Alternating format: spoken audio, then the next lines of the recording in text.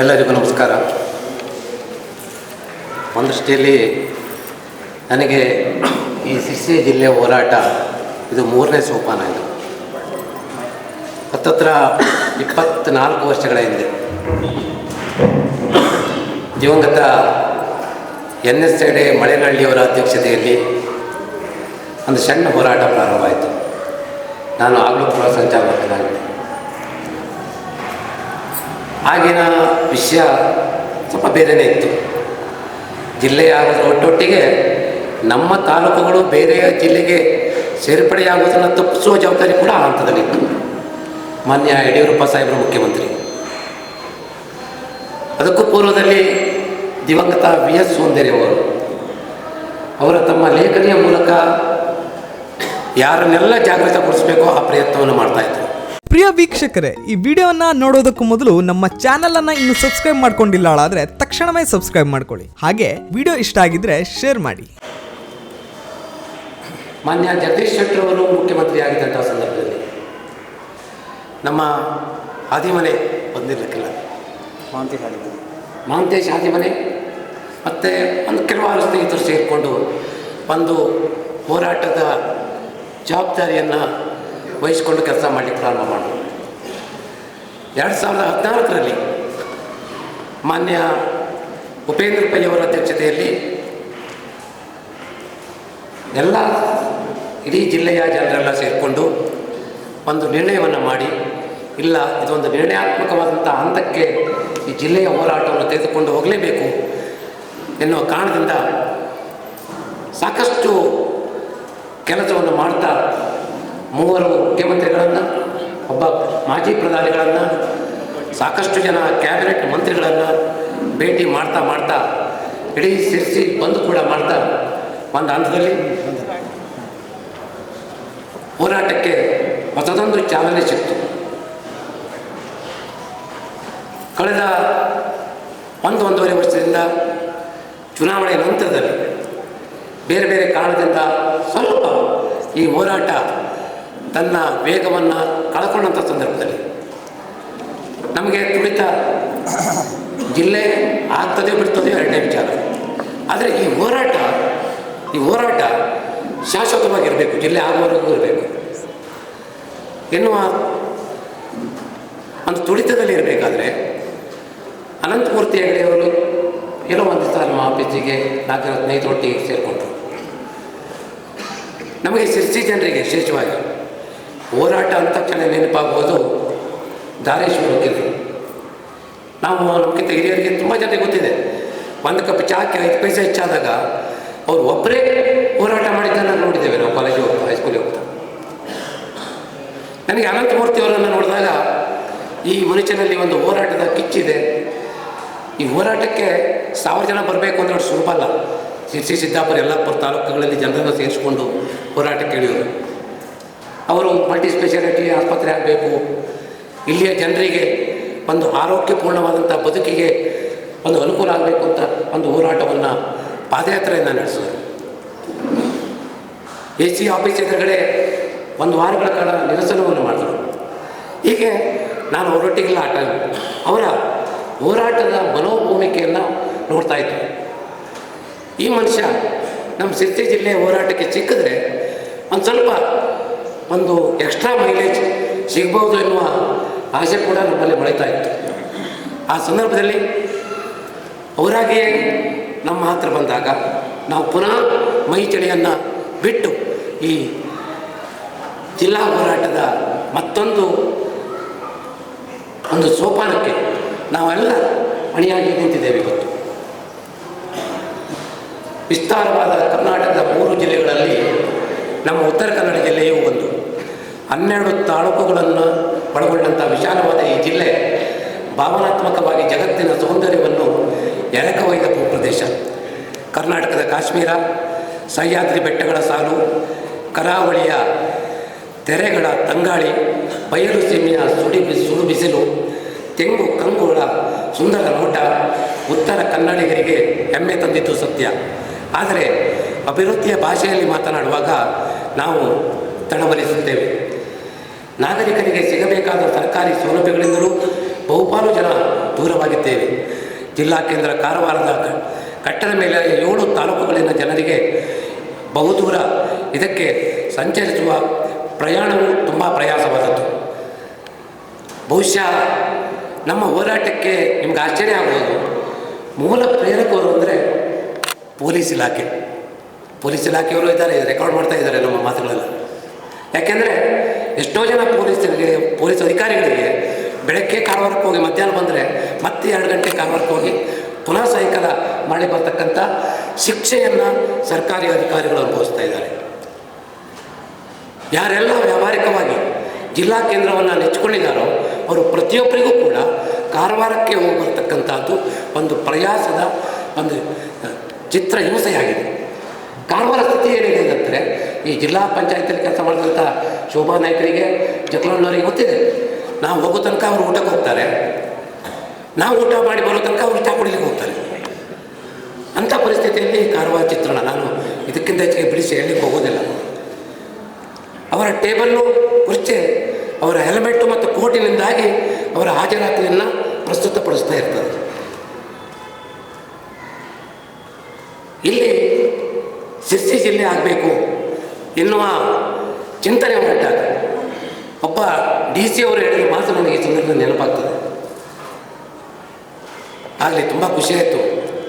ಶಿರ್ಸಿ ಕಟ್ಟದ ಮೇಲೆ ತಾಲೂಕಿನವರು ತಡವಾಗಿ ಆದರೂ ಎಚ್ಚೆತ್ತುಕೊಳ್ತಾ ಇದ್ದೀರಿ ಅಂತ ಒಬ್ಬ DC ಹೇಳಿದ ಮಾತು. ಕುಮಾರಸ್ವಾಮಿ ಚೀಫ್ ಮಿನಿಸ್ಟರ್ ಇದ್ದಂಥ ಸಂದರ್ಭದಲ್ಲಿ ನಮ್ಮ ರಾಘವೇಂದ್ರ ಮಠದ ಪಕ್ಕದಲ್ಲೇ ಇದ್ದಂಥ PWD ಆಫೀಸ್ ಉದ್ಘಾಟನೆ ಮಾಡ್ತಾ ರಿಬ್ಬನ್ ಕಟ್ ಮಾಡ್ತಾ ಹೇಳ್ತಾರೆ. ಅದರ ಪಕ್ಕದಲ್ಲಿ ನಮ್ಮ VM ಭಟ್ರು ಕೂಡ ಇದ್ದಂಥ ಸಂದರ್ಭ. ಕಾಗೇರಿ ಅವರೇ, ಶಿರ್ಸಿ ಜಿಲ್ಲೆಯ ಉದ್ಘಾಟನೆಯನ್ನು ಯಾವಾಗ ಮಾಡೋಣ ಅಂತ PGR ಸಿಂಧೆ ಅವರು ಅಂದ್ರಲ್ಲಿ ಹೇಳ್ತಾರೆ, ಶಿರ್ಸಿ ಜಿಲ್ಲೆಯ ಹೋರಾಟ ಯಾವಾಗಲೂ ಪ್ರಾರಂಭ ಆಗಬೇಕಿತ್ತು. ಹಾವೇರಿ ಗದಗ ಜಿಲ್ಲೆ ಒಟ್ಟಿಗೆ ಶಿರ್ಸಿ ಜಿಲ್ಲೆಯ ಘೋಷಣೆ ಆಗಬೇಕಿತ್ತು. ಅಲ್ಲ, ಬೆಂಗಳೂರಿನಲ್ಲಿದ್ದವರಿಗೆ ಶಿರ್ಸಿ ಜಿಲ್ಲೆಯ ಕನಸನ್ನು ಕಾಣ್ತಾ ಇದ್ದಾರೆ. ನಾವು ಘಟ್ಟದ ಮೇಲೆ ಇದ್ದವರು ಏನು ಮಾಡ್ತಾ ಇದ್ದೇವೆ? ಇದೇ ನೋವನ್ನು ನಮ್ಮ ಮುಂದಿನ ಪೀಳಿಗೆಗೆ ಬಿಟ್ಟು ಹೋಗ್ಬೇಕು ನಾವು. ನೋಡಿ, medical college Karwar, government engineering college Karwar, airport ಕಾರವಾರದ ಪಕ್ಕದ ಅಂಕೋಲಾದಲ್ಲಿ, ಒಂದೇ ಮಾತಾಡ ರೈಲು ಎಲ್ಲದ ಕಡೆ ಕಾರವಾರ. ಅಲ್ಲ ರೀ, ನೀವು ಶಿರ್ಸಿಗೆ ಘಟ್ಟದ ಮೇಲೆ ಕೊಡೋದು ಬೇಡ, ಕುಮಟಕ್ಕಾದ್ರೂ ಯಾಕೆ ಕೊಡೋದಿಲ್ಲ ನೀವು? ಅದೇ ಕೋಸ್ಟಲ್ ಲೈನ್ ಅನ್ನವರಕ್ಕೆ ಯಾಕೆ ಕೊಡೋದಿಲ್ಲ? ಭಟ್ಕಳಕ್ಕೆ ಯಾಕೆ ಕೊಡೋದಿಲ್ಲ? ಎಲ್ಲವನ್ನು ಕೂಡ ನೀವು ಯಾವುದೋ ಒಂದು ಗೋವಾದ ಬಾರ್ಡರ್ನಿಂದ ಕಾರವಾರಕ್ಕೆ ತಗೊಂಡು ಕೊಟ್ಟು ಇಡೀ 11 ತಾಲೂಕುಗಳಿನ ಜನತೆ ಇವತ್ತು ನಮ್ಮನ್ನು ಸಂಕಷ್ಟಕ್ಕೆ ದೂಡ್ತಾ ಇದೆ. ಇನ್ನೊಂದು ವಿಚಾರವನ್ನು ನಿಮ್ಮ ಮಟ್ಟಿಗೆ ನಾನು ಹಂಚ್ಕೊಳ್ಬೇಕು. ನಮ್ಮ ಮೊದಲು ಶಿರ್ಸಿ ಜಿಲ್ಲಾ ಹೋರಾಟ ಅಂತ ಇತ್ತು.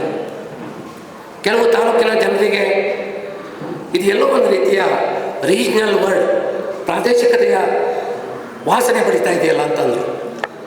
ಕೆಲವು ಪ್ರಾಜ್ಞರು, ಸಾಹಿತಿಗಳು, ಹಿರಿಯರು ನೀವು ಯಾಕೆ ಕದಂಬ ಕನ್ನಡ ಜಿಲ್ಲೆ ಅಂತ ಮಾಡಬಾರ್ದು ಅಂತ ಒಂದು ಚಿಂತನೆಯನ್ನು ಹಂಚ್ಕೊಂಡ್ರು.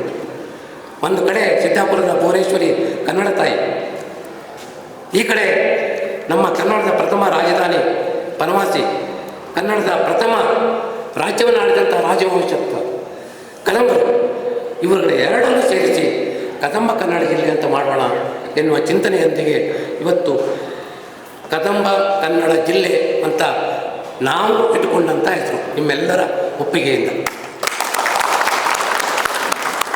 ಎಲ್ಲರನ್ನ ಭಾವನಾತ್ಮಕವಾಗಿ ಒಗ್ಗೂಡಿಸಿಕೊಂಡು ಈ ಸಂಘಟನೆಯನ್ನು, ಈ ಹೋರಾಟವನ್ನು ಒಯ್ಯಬೇಕಾಗಿದೆ. ನಿಮ್ಮಲ್ಲಿ ಒಂದು ಚಿಂತನೆಯನ್ನು ಹಂಚಿಕೊಳ್ತೇನೆ. ಅನಂತಮೂರ್ತಿಯವರು ಕೇವಲ ಆಡಳಿತಾತ್ಮಕ ಉದ್ದೇಶಕ್ಕಾಗಿ ಅವರು ಅಧ್ಯಕ್ಷರು. ಇಲ್ಲಿಯ ಪ್ರತಿಯೊಬ್ಬ ಕಾರ್ಯಕರ್ತ ಕೂಡ ಅಧ್ಯಕ್ಷ.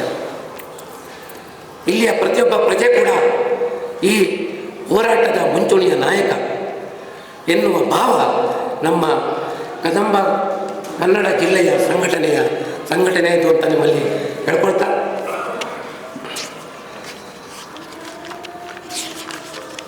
ನಮ್ಮ ಉಪೇಂದ್ರ ಪೈಯವರಿಗೆ ಒಂದು ಆಸೆ, ಅಭಿವೃದ್ಧಿ ಮತ್ತು ಅನುಕೂಲಗಳು ಎನ್ನುವ ಒಂದು ಬೇಸ್ ಲೈನ್ ಇಟ್ಕೊಂಡು ನಾವು ಆ ಟೈಮ್ನಲ್ಲಿ ಅದ್ರ ಒಟ್ಟಿಗೆ ಇವತ್ತಿನ ಹೋರಾಟಕ್ಕೆ ಜನಸಾಮಾನ್ಯನ ಮನೆ ಬಾಗಿಲಿಗೆ ಆಡಳಿತ ಮತ್ತು ಅನುಕೂಲತೆ ಎನ್ನುವ ಒಂದು ಧ್ಯೇಯ ವಾಕ್ಯದೊಂದಿಗೆ ಇವತ್ತು ನಮ್ಮ ಹೋರಾಟವನ್ನು ಪ್ರಾರಂಭಿಸಿದ್ದೇವೆ.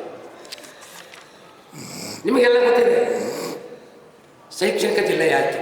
ನಾವು ಈ ಸಂದರ್ಭದಲ್ಲಿ ನಮ್ಮ ಗೌರವಾನ್ವಿತ ಸಂಸದರಾದಂಥ ಮಾನ್ಯ ವಿಶ್ವೇಶ್ವರಯ್ಯ ಕಾಗೇರಿಯವರನ್ನು ನೆನೆಸ್ಕೊಳ್ಬೇಕು. ಇದೇ ಲೈಫ್ ಶಾಲೆಯ ಹಾಲ್ನಲ್ಲಿ ಇಡೀ ರಾಜ್ಯದ ಶಿಕ್ಷಣ ಇಲಾಖೆಯನ್ನು ತಂದು ಇದು ಶೈಕ್ಷಣಿಕ ಜಿಲ್ಲೆಯನ್ನು ಘೋಷಣೆ ಮಾಡಿದ್ರು. ಯಾರು ನಾವು ಡಿಮ್ಯಾಂಡ್ ಮಾಡಿಲ್ಲ. ಇವತ್ತು ಎಷ್ಟು ಅನುಕೂಲತೆಯನ್ನು ಪಡೆದಿದ್ದೇವೆ ಅಂದರೆ ಆ ಜಿಲ್ಲೆ ಆಗಿದೆ ಮರ್ತೋಗಿದೆ ಜಗಳಣ್ಣವರು. ಇವತ್ತು ಶಿಕ್ಷೆ ಶೈಕ್ಷಣಿಕ ಜಿಲ್ಲೆಯ ಅನುಕೂಲತೆಯಿಂದ ನಮ್ಮ ಕಷ್ಟ ಎಲ್ಲ ಮಾಡ್ಕೊಂಡಿದ್ದೇವೆ. ಶಿಕ್ಷಕರಾಗಿರ್ಬೋದು, ಶೈಕ್ಷಣಿಕ ಸಂಸ್ಥೆಯ ಆಡಳಿತ ನಡೆಸೋರಾಗಿರ್ಬೋದು, ಪಾಲಕರಾಗಿರ್ಬೋದು, ಅಷ್ಟೊಂದು ಅದ್ಭುತವಾದಂಥ ಕೆಲಸವನ್ನು ಕಾಗೇರಿ ಹೆಗಡೆಯವರು ಮಾಡಿಕೊಟ್ರು.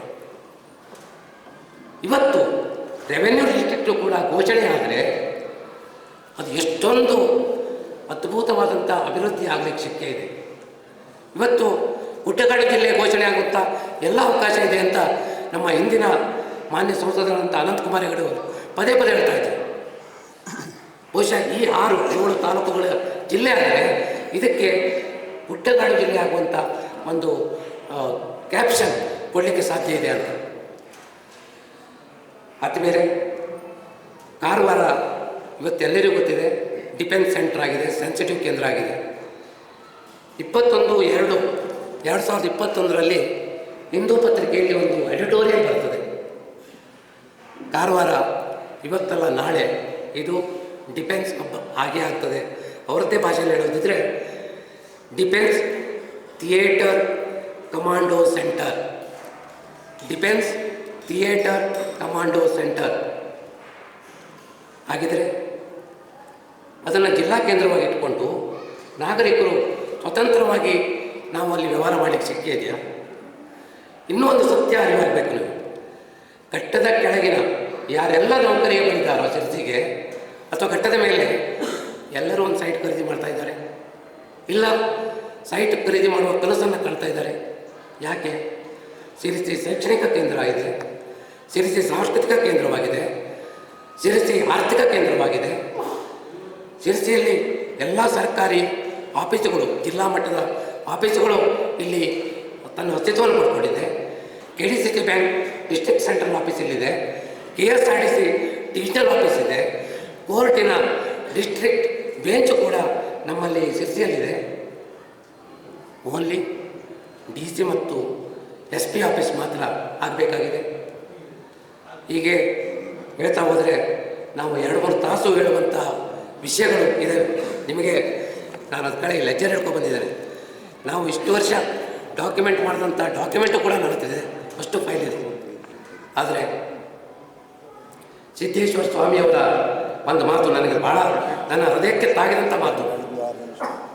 ಆಡೋದೆಲ್ಲ ಆಡಿ ಮುಗಿದೋಗಿದೆ, ಭಾಷಣ ಮಾಡೋದೆಲ್ಲ ಭಾಷಣ ಮಾಡಿ ಆಗಿದೆ.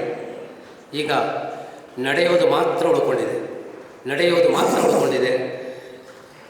ಈ ಘಟ್ಟದ ಮೇಲಿನ ಕದಂಬ ಕನ್ನಡ ಜಿಲ್ಲೆ ಘೋಷಣೆಯಾಗುವುದು ಮಾತ್ರ ಉಳ್ಕೊಂಡಿದೆ ಅಂತ ಅಭಿಪ್ರಾಯವನ್ನು ವ್ಯಕ್ತಪಡಿಸ್ತಾ, ನಾವು ನೀವೆಲ್ಲ ಒಕ್ಕೊರಳಿನಿಂದ ನಮ್ಮ ಹೃದಯದಿಂದ ಆ ತಾಯಿ ಮಾರಿಕಾಂಬೆಯಲ್ಲಿ ಮಹಾಗಣಪತಿಯಲ್ಲಿ ಪ್ರಾರ್ಥಿಸಿಕೊಳ್ಳೋಣ. ಈ ಶಿರಸಿ ಜಿಲ್ಲೆನೋ, ಘಟ್ಟದ ಮೇಲಿನ ಜಿಲ್ಲೆನೋ, ಕದಂಬ ಕನ್ನಡ ಜಿಲ್ಲೆನೋ, ಒಟ್ಟಿನಲ್ಲಿ ಈ 7 ತಾಲೂಕುಗಳ ಜನರಿಗೆ, ನಮ್ಮ ಮಕ್ಕಳು, ಮೊಮ್ಮಕ್ಕಳು, ಮೊಮ್ಮಕ್ಕಳಿಗೆ ಒಂದು ರೀತಿಯ ನೆಮ್ಮದಿಯ ಬದುಕನ್ನು ಕೊಡ್ತಕ್ಕಂಥ ವ್ಯವಸ್ಥೆ ಸರ್ಕಾರದಿಂದ ಆಗಲಿ ಎನ್ನುವ ಆಶಯದೊಂದಿಗೆ 19ನೇ ತಾರೀಕು ಬೆಳಗ್ಗೆ 10 ಮಾರಿಕಾಂಬಾ ದೇವಸ್ಥಾನದಲ್ಲಿ ಚಂಡಿ ಹವನ ಶಿರಸಿ ಜಿಲ್ಲೆಗಾಗಿಯೇ ಅದೇ ಸಂಕಲ್ಪದಲ್ಲಿ ಹವನವನ್ನು ಪೂರೈಸಿ ಪೂರ್ಣಾವತಿಯ ನಂತರ AC ಆಫೀಸಿಗೆ ಮೆರವಣಿಗೆಯಲ್ಲಿ ಹೋಗಿ ಅಲ್ಲಿ ಮನವಿಯನ್ನು ಕೊಟ್ಟು ನಾವು ಪುನಃ ದೇವಸ್ಥಾನದಲ್ಲಿ ಎಷ್ಟೇ ಜನ ಬರಲಿ, 1000 ಜನ ಬರಲಿ, 2000 ಜನ ಬರಲಿ, ಅವರಿಗೆ ಊಟದ ವ್ಯವಸ್ಥೆ ಕೂಡ ಇದೆ. ನೀವು ಪ್ರತಿಯೊಬ್ಬರೂ ಕೂಡ ಎಷ್ಟು ಸಾಧ್ಯನೋ ಅಷ್ಟು ಜನರನ್ನು ಕರ್ಕೊಂಡು ಬನ್ನಿ ಅಂತ ಹೇಳ್ತಾ ಮತ್ತೊಮ್ಮೆ ಅವಕಾಶಕ್ಕಾಗಿ ಎಲ್ಲರಿಗೂ ನಮಸ್ಕಾರ. ಭಟ್ರಿಗೆ ಧನ್ಯವಾದಗಳು. ವೀಕ್ಷಕ ಮಹಾಪ್ರಭುಗಳೇ, ನಮ್ಮ ಚಾನಲ್ ಅನ್ನು ಸಬ್ಸ್ಕ್ರೈಬ್ ಮಾಡಿ, ಶೇರ್ ಮಾಡಿ, ಪ್ರೋತ್ಸಾಹಿಸಿ.